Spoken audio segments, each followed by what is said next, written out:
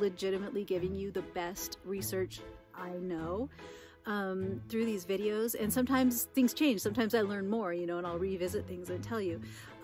That's what I do, sort of to share with you the experience of these explorations and to, you know, transmit to a larger audience some kind of more boring, not boring, but, you know, like less entertaining research that I actually do on a professional level, on an academic level, on a scholarly level through academia.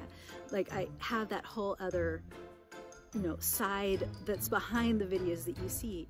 So I talk a lot in layman's terms, I use slang, I joke around with you, but what it's coming from are actual things that I've studied at actual university and through scholars who are experts on the topic, and I'm synthesizing it to you through this more fun medium, these videos. So please, when you know, if you feel inclined to think that I'm just making this up, I'm not. What I tell you is truly the most modern scholarly research on the topic that has become available to me at the time that the words come out of my mouth, and I sincerely believe them to be true. Even if I'm wrong, I'm not guessing. I'm repeating the best knowledge available to me at the moment. So in that spirit, I thank you for watching these videos, and let's get on to the fun stuff. Hi. For the past week, I have been hiking around the easternmost portion of the Mojave Desert, the southern tip of Nevada, little corner of Utah, that little corner up there, the Mojave Desert, trying to learn about the images of the Virgin Anasazi and how far those images reach into the central Mojave Desert. It's a little known area of study, and I thought it would be interesting to look at. Virgin Anasazi are the river farmers from the Virgin River and the Muddy River who kind of bled into the Mojave Desert for hunting and gathering purposes, not for agricultural purposes as they did in their homeland. Now, right now, I am firmly sitting in the Virgin Anasazi homeland, right near the Virgin River. But I kind of went about this whole exploration a little bit bass-ackwards because I wanted to learn to differentiate the imagery left by the Virgin Anasazi in the Mojave Desert by starting in the Mojave Desert, which is plastered with Paiute imagery. Virgin Anasazi underneath that imagery oftentimes. The time frame would be from about the year 1 to the year 1250 would be the Virgin Anasazi in the Mojave Desert, whereas the Paiute came along around that time that the Virgin Anasazi were kind of leaving. It was a time of drought, and the Paiute started to come in and really take over the area. Now that I'm firmly in the Virgin Anasazi territory and will be looking at imagery from that belief system, from that linguistic, ethnic worldview, I can more, I don't guess fluidly, not necessarily interpret, but identify the imagery and what I'm looking at. In deep prehistory, we're talking like, you know, 10,000 years ago, we've got this strip of land that's at the northern edge of Arizona, southern Utah area. That is where the quote Anasazi, in the proper parlance you would call it Histasinom. We've come to more respectfully define that as ancestral Puebloan because they are the ancestors of the Pueblo people. Anasazi is a word that was given to these people by the Navajo. Diné is the proper word for them. When they arrived around the year 1100 or something. So it's not a proper name used by the people. So they are Histasinom, but for the purpose of just being intelligible in this little story I'm telling, I will continue to use the word Anasazi for, should I do that? Only when I say Virgin Anasazi. Otherwise I'm going to call them ancestral Puebloans.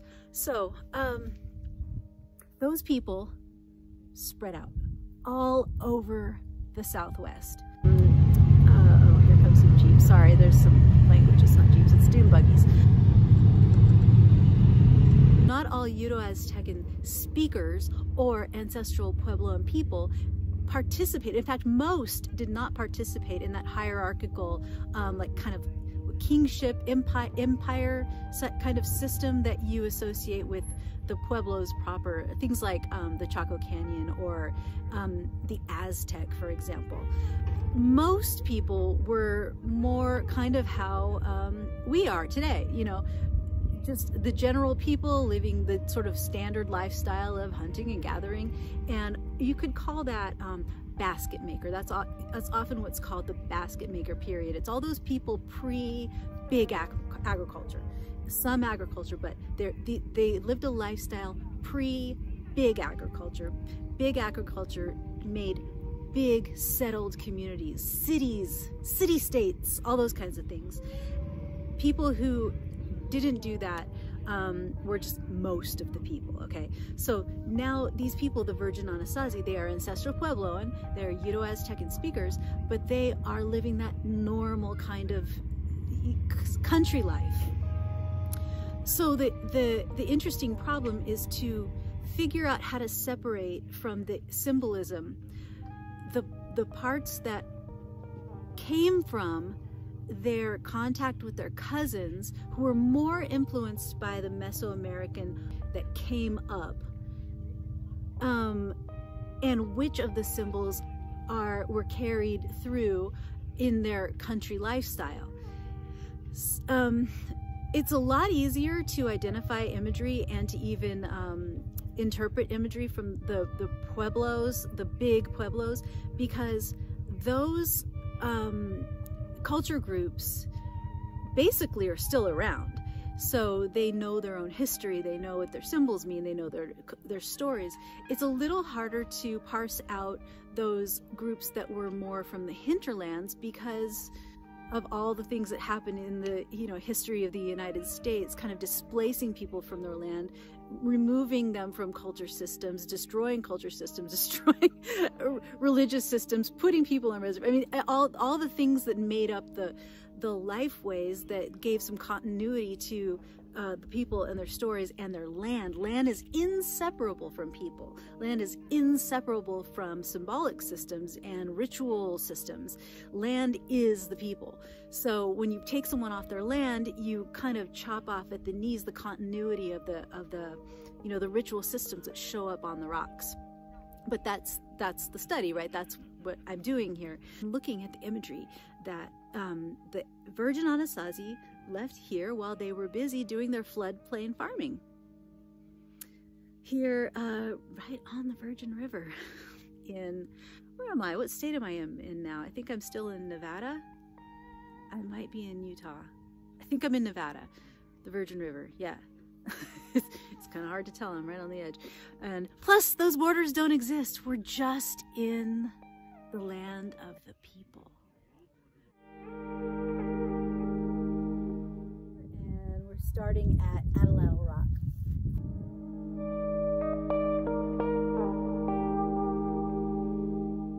Why is this place called Atlatl Rock? The answer is up there, up those stairs, which the Park Service has wisely created a stairway and platform to. Otherwise, people would just be climbing up there. Probably were climbing up there, and they were like, we'll solve that problem. Take the stairs. Smart. So I'm going to go up there now and show you why this is called Atlatl Rock. You see the thing up there? Atlatl. That's the dart throwing stick. This tool has been used more in a longer duration than probably any other hunting tool that mankind's used. Hook or spur gives you amazing velocity. And this style, you've got two fingers that lock, and then the first part of the throw is you're just kind of dropping into the throw, executing it, you're aiming. And then the last part of the throw, you're just putting all your force into it. So it looks something like this.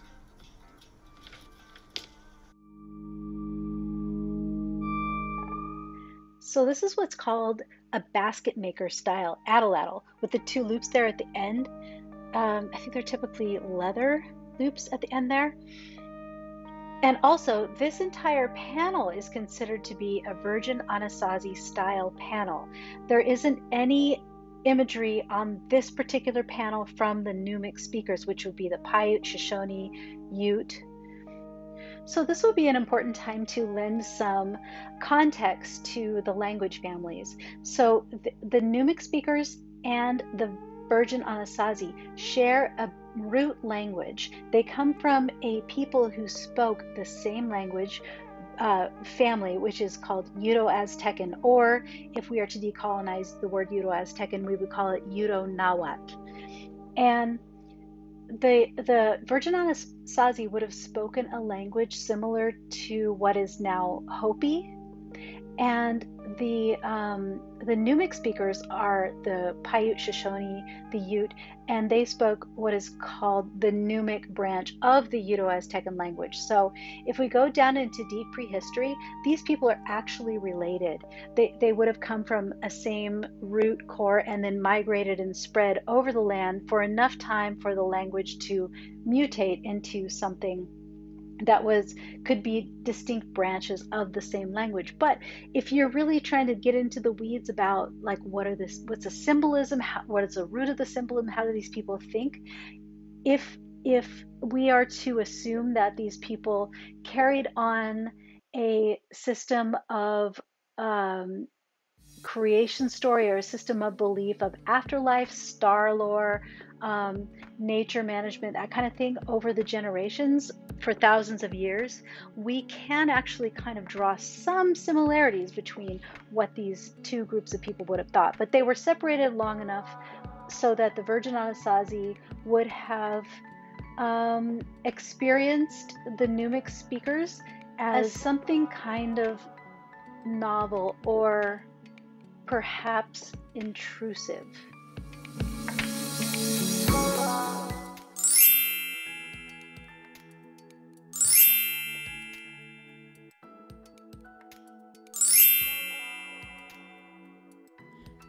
This is one of my favorite panels so far because of its obvious antiquity. This is a sheep and it's so worn. And look at the style. I have to make shade in order for you to be able to see it well. So I'm going to drop the shade, but point. Look at how the body is so skinny. Like that's the style, the older style, right? Skinny, skinny everything. So I love this one. It's really old. I had to climb up to get up here. That's why I'm standing so close to it. I did get it. I'm on this tiny little ledge. Worth it. There's a bunch of them up here. It's super hard to see them though because of the way the light is.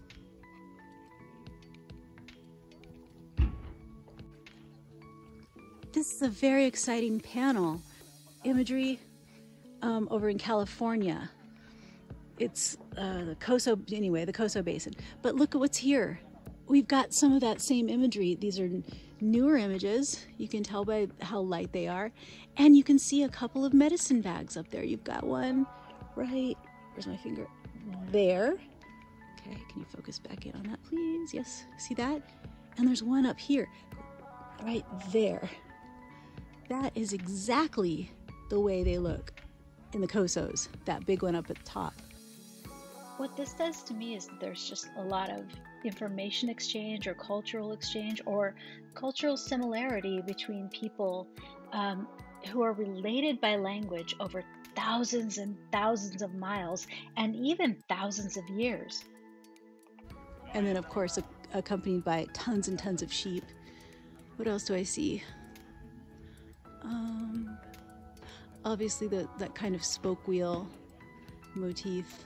I'm counting the segments. 1, 2, 3, 4, 5, 6, 7, 8, 9, 10, 11, 12, 13. There you go. 13 moons, possibly. 1, 2, 3, 4, 5, 6, 7. There's one with 7 next to it. Spiral up the top. Yeah, anyway, very, very Coso-ish. All the way over here in the southern tip of Nevada. There's obviously still water here. Underground water.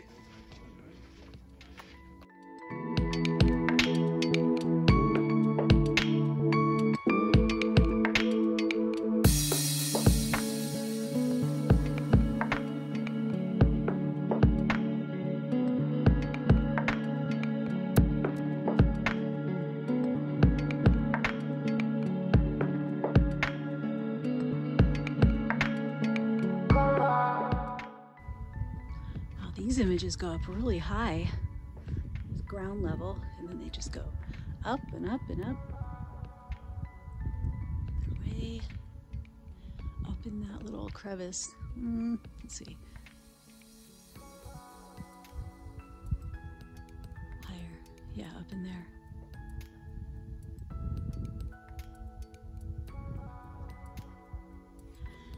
I'm in the middle of reading a dissertation by somebody who has a hypothesis that higher images, like, okay, the Uto-Aztecan world has 3 levels: the underworld, the middle world, and the upper world. So her hypothesis is that the lower images have a certain representation, which are kind of like communal. The middle range images have hunting imagery, and the upper higher images have some, like, I don't know, not intergalactic, that's wrong, but more like spiritually based kind of shamanic imagery. I don't know. I don't think her dissertation proves that. She based it on something that she learned of how rock art is placed in a certain place in South Africa, which is, you know, it's an interesting thing to look at, and, you know, maybe she has some fair points, but it, you know, it has to be based on something more substantially, I don't know what you call it, culturally related than just that another group of people did it somewhere else in the world. You know, I feel like that's kind of old think. We know too much now. I'm not criticizing her at all. I'm just not sure I agree with it. It doesn't seem to track with what I've seen. I don't think it tracked with what she saw either, actually. I'm not so sure her dissertation proved it, but I could be wrong, and I think it's an interesting thought to consider, so that's why I'm telling you about it, so you can think about it too. I've been walking around this huge rock trying to figure out why is this the spot in the middle? I don't know, I'll show you the open desert in a minute, but why is this the spot where we're carving a bunch of things? I mean, where's the water even? Why would you be here?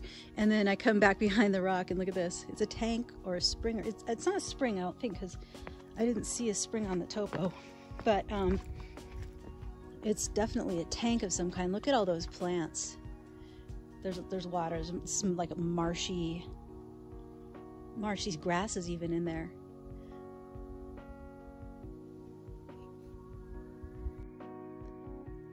First thing I find is a lovely little trail of of bighorn sheep droppings. This is really neat. I'm walking on a trail that the bighorn sheep walk on. You can see their footprints.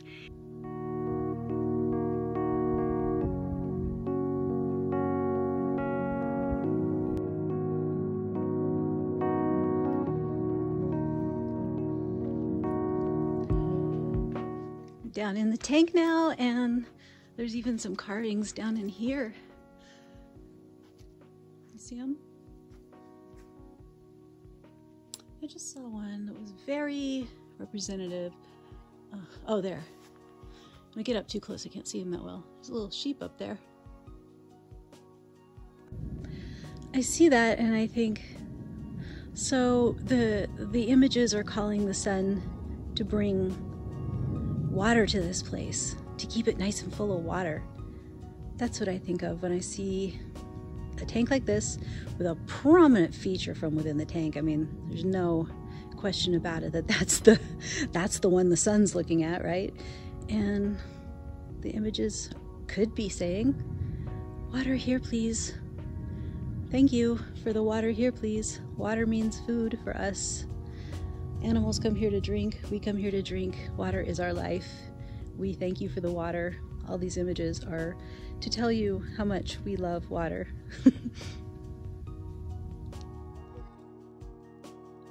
So generally this image is known to be a butterfly. Butterflies mean springtime, means rain, means renewal, means essentially, again, water. Imagine, what do you think of this though? Doesn't that look like corn? Yeah, the ancestral Puebloans here, I'm not sure how much farming they did. There was an agriculture happening in the Valley of Fire. I just learned that.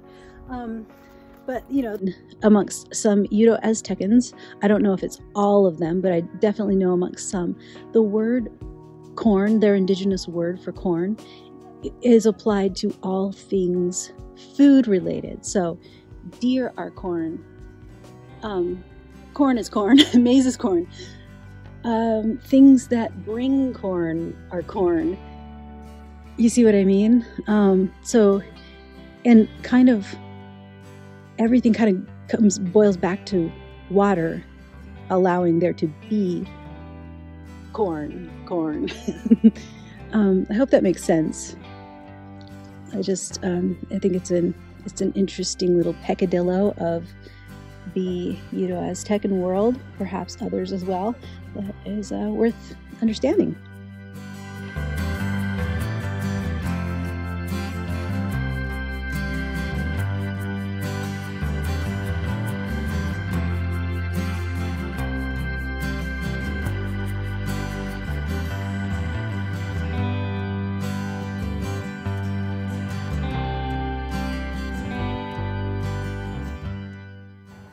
Check this out. I don't know if this is a coincidence or not, but this also has 13 segments, just like the fancier one that was high up on the rock, just around the corner.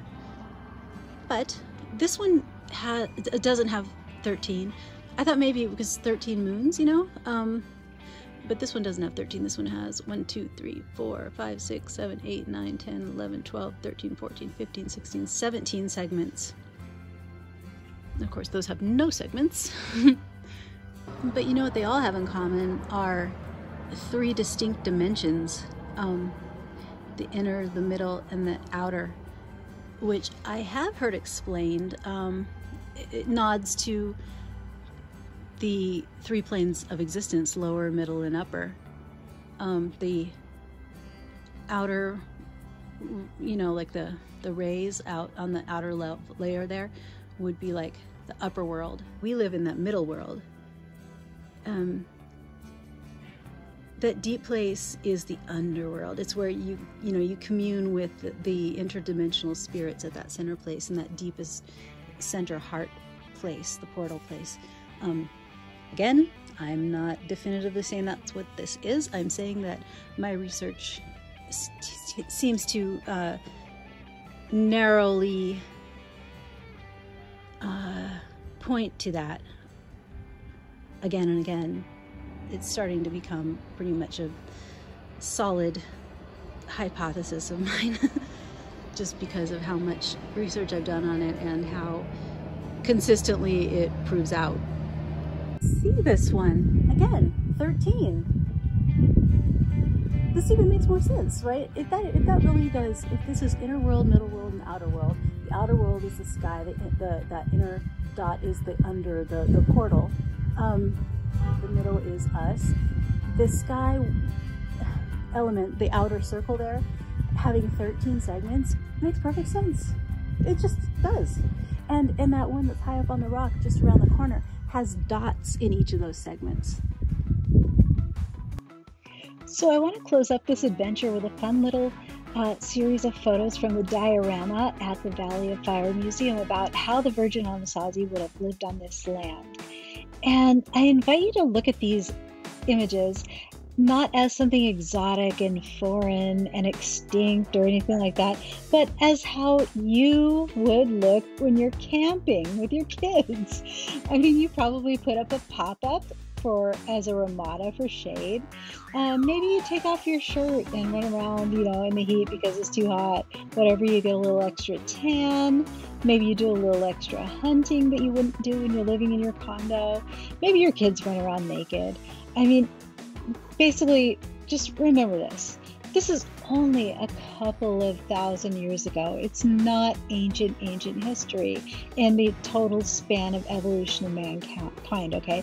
I mean, humans have been physiologically and cognitively modern for 40,000 years. This is like 2,000 years. It's not that big a deal. These people dressed this way because it was easy.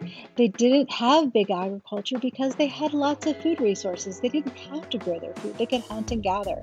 So this is just the way it was because it made sense. It's easy. And you would have lived like this too if you lived on this land at this time.